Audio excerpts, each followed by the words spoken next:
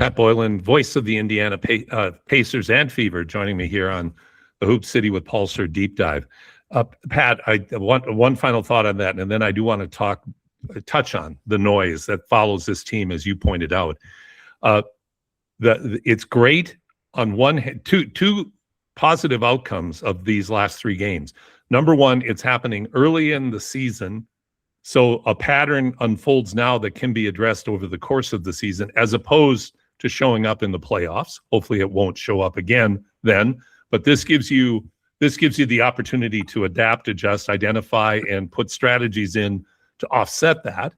That's number one. And number two, everybody will forget about the comebacks later on in the year, and you've got those two W's on your side, as opposed, like you said, to being 5-7. Being 7-5 is very, very different. So that in and of itself, after all, the W's are what counts. How you get there, you have the chance now to grow as a team and come together and be able to address what you need to do to protect and build on leads that you build up in the game. Going to the noise, you're absolutely right. And I was trying to think of of some phraseology that I think is respectfully accurate in terms of the noise that follows this team. And here's again, an outsider observation. It's social media fueled controversy. No question. That's what you're dealing with. Everything about the Fever is normal. You're a basketball team. You have your you have your personalities, internals, ups and downs, all of those things. It's been a thoughtfully assembled roster. You've got tremendous star power, all kinds of reasons to love this team. But social media fueled controversy is just like this. Dawson nipping at the Fever's heels, yelping the whole time, trying to make something up and trying to create issues that I'm sure there are issues. Every team has them. But most of this is social media fueled noise. You're absolutely correct. And I want to say, and I want to preface any comments that I make here with this statement right here. As somebody that took over the full-time Fever play-by-play job in 2018, from 2018 through 2022, probably even 2023, the Fever were the worst record in probably any major North American sports. I've experienced a season where the field house was shut down due to renovations, and we were playing in an alternate location, and the Fever were 5-31, and there were less than 1,000 people that were in attendance. And so please understand when I make any of these comments that we are so unbelievably fortunate and lucky just a few years later to be filling Gainbridge Fieldhouse, to be a major sports storyline, and really to be the epicenter of women's basketball across the country. I am forever exceedingly grateful to get to have this role and to have a seat on the bus. And some of the irony of all of this is I have never in my life interacted with a professional athlete who is more professional or better with a microphone in front of her than Caitlin Clark. She's just tremendous. 100%. She's outstanding. She never says the wrong thing. It's unbelievable at her age that she continues to be as profound and well-spoken as she is. I'm in awe of it every single day.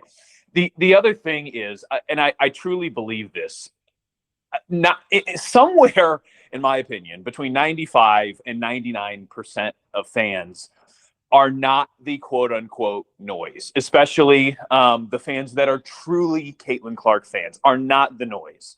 Many of them, a majority of them, are not on social media, so you don't hear from them in the first place. Many of them are on social media. I don't want to get into a deep dive about how the algorithm works on Twitter, but if I post a picture, of something non-controversial, or a tweet at something non-controversial, and then I post something very controversial, the algorithm says, well, I can get people to interact with the controversial statement. And so I'm going to pump that into everybody's feed in America. And so social media has a horrible way of amplifying the biggest and most controversial posts, which again, I don't want to get down this rabbit hole, but there's a political aspect at play that goes well above this, that I believe why, some of our politics are so divided these days is a very similar reason for all of that. So I think what ends up happening is you get whatever the percentage is, somewhere between the 1% to 4% of fans that are stirring the pot. But social media gives them a pot that is 10 times the size of their voice, which makes things seem a lot worse than they are. Exactly. But as we know, perception is reality. What we experience is reality.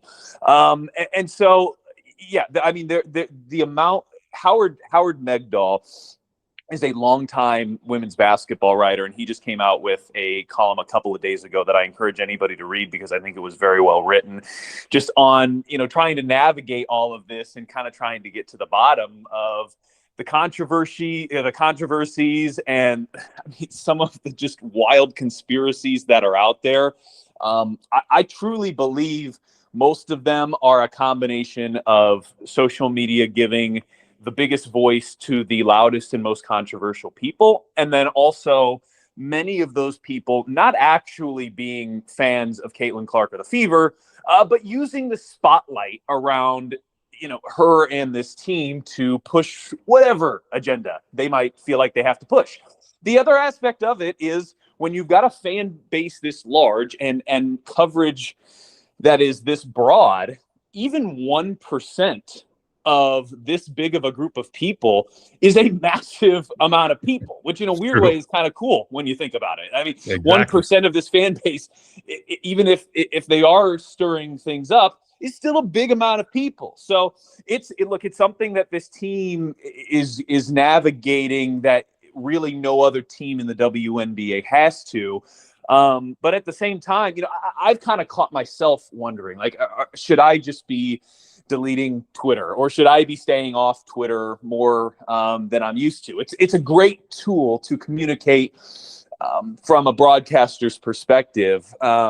I don't even think I'm answering your question, but it's just kind of my general thoughts on the subject are, we are so fortunate to have this spotlight. We are so fortunate to have this fan base. I can't tell you how many people come up or tweet or email, or it's just so overwhelming in some ways to get to be a part of it. So my overall feedback on it is just immense gratitude. But there's no question that there is a noise factor at play. Caitlin has spoken to it numerous times that this team has to continue to overcome.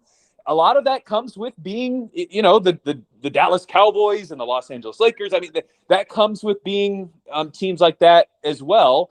And as Caitlin Clark has continually said, those are not the type of things that help her and help this team. So if you truly are a fan of her and this team, that's not doing, positive things for this team. But it's there. I can't say I've ever quite experienced anything like it, but this whole ride has been unlike anything I've ever experienced. And, staying mentally focused is a massive key for any athlete, and avoiding distraction. And I think that is more important for the 2026 members of the Indiana Fever, players, coaching staff, front office. I think that's more important for this group than any other WNBA team, certainly, and right up there with any professional team in North American sports. Very well said, Pat, and I totally agree with you. I think you've contextualized it really well, because there is no answer to the question. There's just perspective that we have to find our way through the mud and the vitriol and all of the nonsense that's going on. It is new ground for the WNBA. And I know you've been generous with your time. My final comment would be the only red flag I see in Caitlin Clark's ascendancy is something that I've seen happen to a number of other athletes, and that is the brand building and the voices all around her, pulling her into all of these opportunities. That can be something that I believe can erode into a distraction. I don't think she'll fall into that, but it's just a red flag to me. And they're going to try to do the same thing. In fact, they are doing the same thing with Wemby in the NBA. Is everybody's going to try to build him into a brand, a brand monolithic creation. And so that's another part of the modern athlete that's very, very unique. So she has been magnificent, like you said, and I hope she continues to evolve into the player that she deserves to be, because she will be an all-time great, if not the all-time greatest in the WNBA. And what she's done for the league and for the sport, you can't even contextualize, because there are just very few athletes in the history of sport that have impacted their particular sport the way she has. No argument there. I think she's got a great small circle. I'm nowhere near it, nor should I be. So I can't necessarily speak to it specifically, but I think she's got a great close-knit inner circle, and I think that's vital. And I think she's had relationships, and she continues to grow relationships with look, there's no WNBA parallel here. There's nobody for her to go to in the WNBA over the course of time and say, hey, how did you handle this? Now, that's not to say she can't go to Tamika Catchings, who's in her own building, to Sue Bird, to Diana Taurasi, to whomever, and take advice and get good advice. Of course. But there's Cheryl nobody Miller. that's experiencing this that has ever donned a WNBA jersey. So she has, I think, done a great job of cultivating relationships and friendships with people on the NBA level. Frankly, Tyrese Halliburton hasn't experienced what she has, but she has, formed a good relationship with Tyrese, which I think is helpful because he's also right under this roof. But LeBron James and Steph Curry, I think, are two people that have experienced a lot of what she has and have done a good job navigating it, and are people that, she has a relationship with. And I think that's very, very good for her to be able to find other people, because there's not many that have experienced all of this attention. And I think you're right. I mean, even today versus 10 years ago, versus when LeBron James started, who was, as big of an athlete to come out maybe as there ever has been. But in today's era, there's more people pulling at you, and they have different ways to pull at you. So I think she's phenomenal. A comparison that I hear here, and I was not I was in elementary school and middle school and high school when this athlete was here, but for people that I know that have worked with him or have been in his general vicinity or bubble, Peyton Manning is the name I hear get tossed around a lot locally, and how good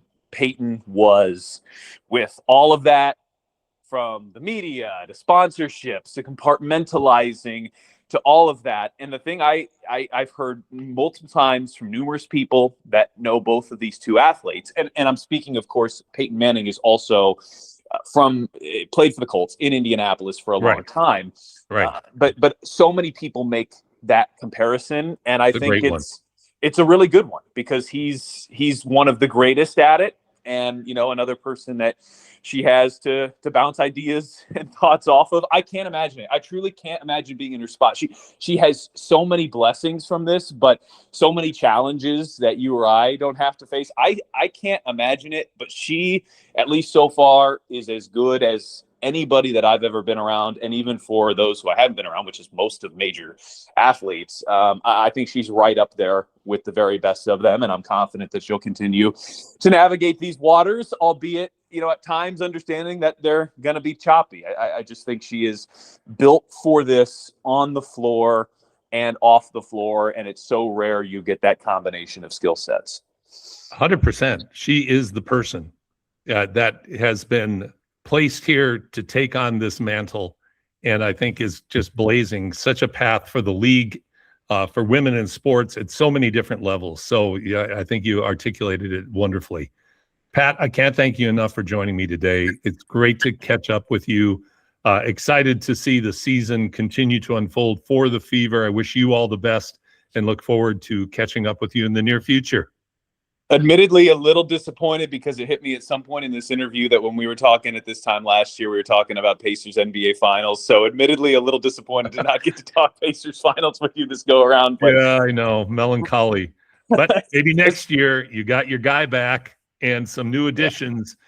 So maybe next year we'll be having that conversation. I hope so. I sure hope so as well. Thanks, Paul, for the time. I appreciate it. Thank you, Pat. Pat Boylan, voice of the Indiana Fever and the Indiana Pacers, joining me on Hoop City with Paul Sir on the Deep Dive.